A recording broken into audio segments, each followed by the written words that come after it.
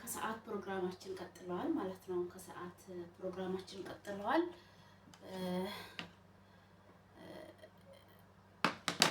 ቀኑ ዛሬ ሮብ ነው።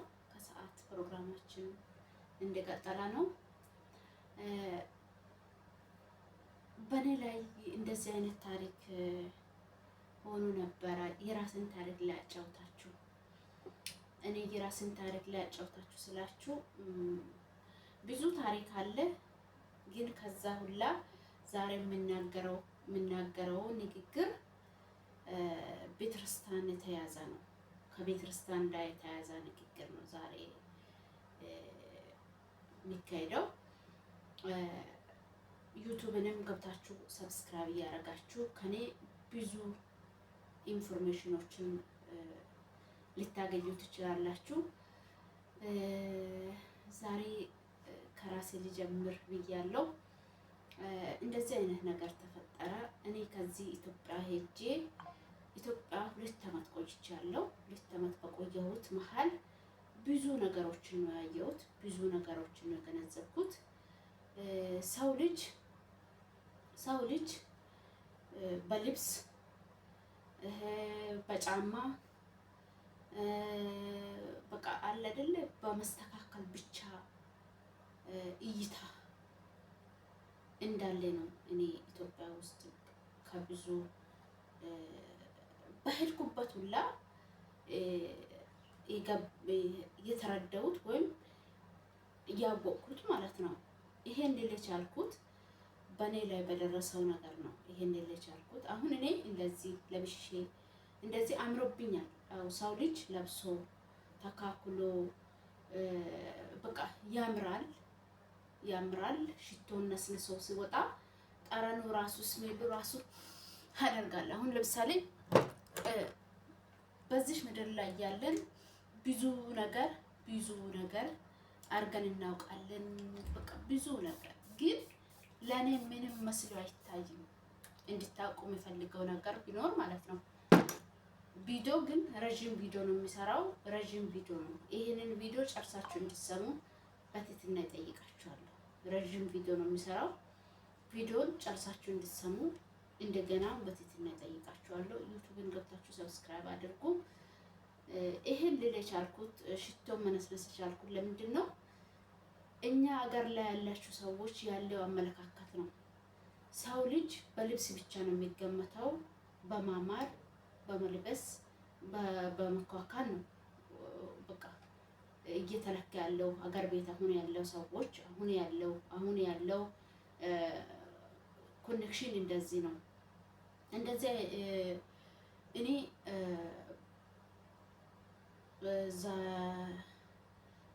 ወሩን አላስታውስም። ግንቦት ወር ውስጥ ይሁን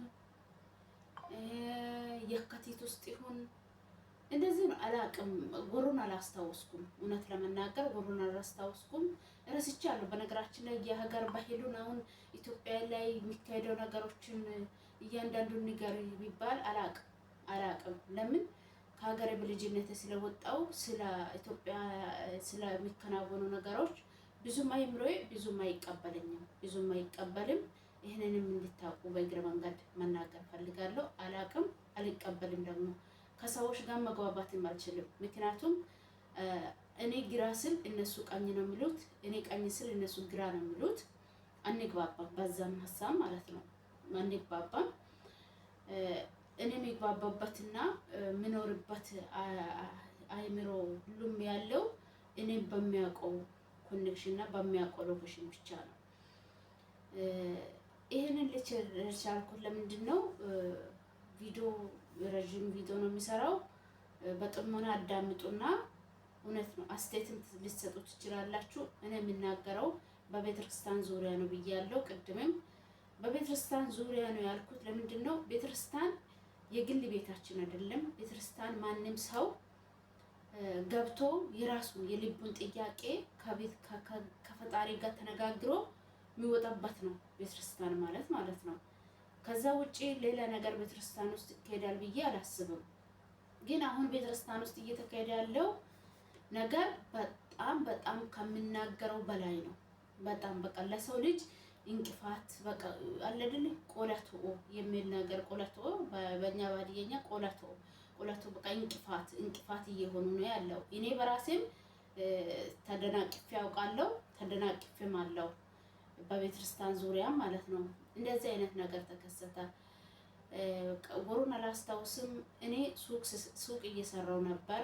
ሱቅ እየሰራው ከስራ ቦታ ባለቤት የመጣና ሽታ ዛሬ ቤተክርስቲያን የክብረ በዓል አለ ያለሁም እዛ ላይ ሲታውያን ሆስፒታል አካባቢ ነው አለ። ከዛ እኔ አላቀን ስላላወቅኩ በቃ ምንም የተዘጋጀሁት ነገር የለም። ጠዋት ለስራ ብዬ ለብሼ የወጣሁት ልብስ ነው ያለኝ። በዛም ልብስ ነው ያ ቤተክርስቲያን ሄድኩት ማለት ነው። እንሂድ ያለ አሁን እኔ ቤት ሄጄ ልብስ ቀይሬ እንደገና ይረፍዳል እኮ እንደዚህ ከሆነ አንተ ብቻ ሄድ እላለሁ። እሱ ደግሞ አይ ብቻ አልሄድም ዛሬ ቤተክርስቲያን ቀን ስራ አትስር አብረን እንሄዳለን።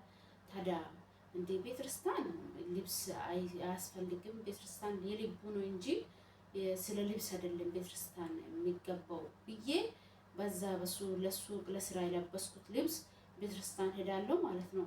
ቤተክርስቲያን ሄጄ እኔና ባለቤቴ እኩል ነው ቤተክርስቲያን የገባ ነው። እኩል ገባን ቤተክርስቲያን እኩል ገብተን ውስጥ ገብተን ልንቀመጥ ስል እኔን እጄን ያዘና ወደ ውጭ ያወጣ አስተባባሪው ማለት ነው። ባለቤቴ ተቀመጠ። ከዛ ተመልሼ ደግሞ ሊቀመጥ ስል አይ ውጪ ሁኚ ያለ ውጪ ወጣው። ይሄንን ቪዲዮ ልትመለከት ትችል፣ ግን እኔና ልታስታውስ አትችልም። ግን እኔ በደንብ አጣርቼ ነው አንድ ቀን ማናገር አይቀርም ብዬ አጣርቼ ነው ከቤተክርስቲያን ወጣው። ከቤተክርስቲያን ወጥቼ ውጪ ራሱ መቀመጥ በጣም አስጠላኝ። ለምን ተሰናከልኩና ውጪ መቀመጥ ራሱ አስጠላኝና ከዛ አንድ ልብ ደግሞ ሂጂ ወደ ቤትሽ ሂጂና ቤተክርስቲያን ቤትሽም አለ ልብሽ ነው ቤተክርስቲያን ሲጀመር ለምን መጣሽ እዚህ የሚል መንፈሶች መጣ ልቤ ላይ። ከዛ በኋላ እኔ ለሰይጣን ለምን እጄን አሳልፌ እሰጣለሁ ብዬ ቪዲዮ ባሉ በጣም የሚያምር ባል ነበር። ቪዲዮ መቅረጽ ጀመርኩ ማለት ነው። በስልክ ቪዲዮ መቅረጽ እኔን የሚያውቁ ሰዎች እኔን ምን ይላሉ? እንደ ሌላ ቀለም ሽክ ብለ ለብሳ የምትወጣው ሴትዮ ዛሬ ምን ሆነ ነው? ታመነው ይሄንን እንደዚህ ሆነ መጣችሁ ታመነው ምናምን ይላሉ። እኔ የምላችሁ ሰው ልጅ በልብስ አይለካም። ሰው ልጅ በልብስ አይለካም። ከዛ ቀን ጀምሬ ቤተክርስቲያን ለኔ መሰናከል ሆኖብኛል። ከዛ ቀን ጀምሮ ማለት ነው ቤተክርስቲያን ለኔ መሳካል ሆኖብኛል። እንድታውቁ የሚፈልገው ነገር ዋናው ነገር ቤተክርስቲያን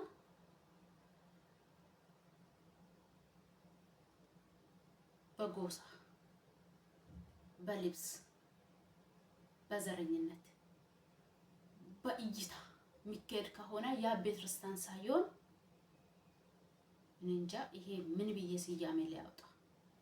ስለዚህ ቤተክርስቲያኑን እንደ ቤተክርስቲያን ያዙ። በልብስ በእይታ በመተዋወቅ አይደለም ቤተክርስቲያን የምትቆመው። ቤተክርስቲያን የምትቆመው በትህትና በዝቅታ። እኛ ነን ቤተክርስቲያኖች፣ እኛ ነን ቤተክርስቲያን። እዛ የተሰራው ቤት ሳይሆን ቤተክርስቲያን እኛ ነን። እዛ ውስጥ ገብተን የምናመልከው እኛ ነን። ቤቱን የሚሰራ ነው እኛ ነን። ይሄንን ጭንቅላት እንድታሳድጉ ፈልጋችኋለሁ። ይሄ ቪዲዮ ብዙዎች ጋር እንዲደርስ ሼር፣ ኮፕሊንግ፣ ዱት እያረጋችሁ ለብዙዎች እንዲደርስ ፈልጋለሁ። ዩቲዩብን ሰብስክራይብ አድርጉ፣ ዶል ምልክቷን ጫኑ። ብዙ ነገሮች አሉ፣ የምናወራው ነገሮች ብዙ ነገሮች አሉ። ስለዚህ እንደዚህ አይነት ነገሮች ጥሩ አይደለም። በልብስ ሰው ልጅ በልብስ አይለካም። ሰው ነው። እኔ ለበስኩም አልለበስኩም እኔ ነኝ። አልቀየርም፣ ምንም አልቀነስም። እኔ